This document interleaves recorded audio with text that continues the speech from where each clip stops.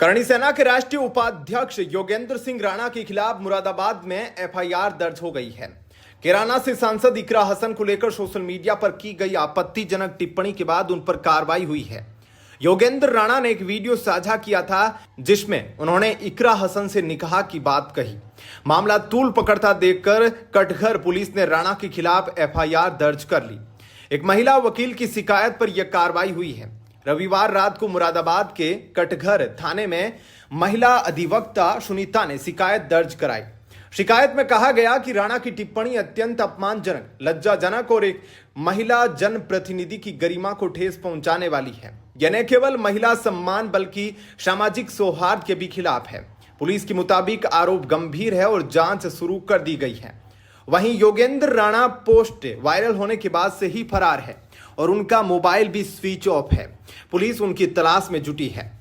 योगेंद्र राणा ने शनिवार को सोशल मीडिया पर एक वीडियो जारी कर कहा था, मैं कैराना सांसद इकरा हसन से निकाह कबूल करता हूं, अगर वो भी करे, वे मुस्लिम धर्म में रहे, मेरे घर में नमाज पढ़े, मुझे कोई एतराज नहीं। इसके बाद उन्होंने शर्त रखते हुए कहा, बशर्ते असदुद्दीन ओवैसी और अकबरुद्दीन ओवैसी मुझे जीजा कहकर बुलाए। राणा ने यह भी जोड़ा कि मैं तिलक लगाऊंगा क्योंकि हमें यहीं रहना है और हिंदू मुस्लिम भाईचारा जरूरी है। हालांकि विवाद बढ़ते ही उन्होंने 2 घंटे बाद पोस्ट डिलीट कर दी, मगर तब तक यह वीडियो वायरल हो चुका था। इस बयान के बाद देश भर में तीखी प्रतिक्रिया सामने आई। पूर्व सपा सांसद एसटी हसन ने कहा कि यह न केवल इकरा हसन बल्कि पूरे मुस्लिम समाज और संसद का अपमान है। कई अन्य मुस्लिम नेताओं और संगठनों ने भी राणा की आलोचना करते हुए उनके खिलाफ सख्त कार्रवाई की मांग की। इकरा हसन को शादी का प्रस्ताव देकर करणी सेना के राष्ट्रीय उपाध्यक्ष योगेंद्र सिंह राणा ने विवाद खड़ा कर दिया है। करणी सेना के नेता के बयान के बाद से यूपी की राजनीति खासी गरमाई हुई है। वहीं इकरा हसन का परिवार भी चर्चा में आ गया है।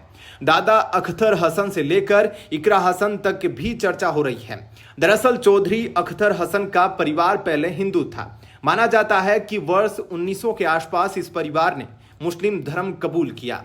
मृगांका सिंह और चौधरी इकरा हसन के पूर्वज एक ही रहे हैं। ऐसे में दोनों परिवारों के निजी संबंध बेहतर रहे हैं। अख्तर हसन का जन्म 1930 में गांव जदहड़ी गांव में फैयाज हसन के घर हुआ था। अख्तर हसन का परिवार बाद में कैराना के मोहल्ला आल दरमियान में आकर बस गया। 1969 में अख्तर हसन सक्रिय राजनीति में कदम रखते हुए वार्ड सभा सदस्य चुने गए। उन्हें वर्ष 1970 में मुस्लिम गुर्जर खाप का चौधरी बनाया गया। अख्तर हसन वर्ष 1971 और 1993 में 2 बार नगर पालिका के चेयरमैन चुने गए। इकरा हसन ने अपनी उच्च शिक्षा लंदन में हासिल की। पहली बार वे लंदन में CAA NRC का विरोध कर चर्चा में आई। 2021 में पढ़ाई पूरी कर लौटी और इकरा ने लोकसभा चुनाव 2024 में चुनावी रणनीति में कदम रखा। महज 27 साल की इकरा पहली बार में जीत दर्ज करने में कामयाब रही। इकरा हसन को इस चुनाव में 5,28,013 वोट मिले। वहीं बीजेपी प्रत्याशी प्रदीप चौधरी को 4,58,897 वोट मिले थे। इस प्रकार इकरा हसन 69,116 वोटों से जीत दर्ज करने में कामयाब रही। क्या कहना है आपका इस पर? कमेंट सेक्शन में अपनी राय जरूर बताएं। धन्यवाद।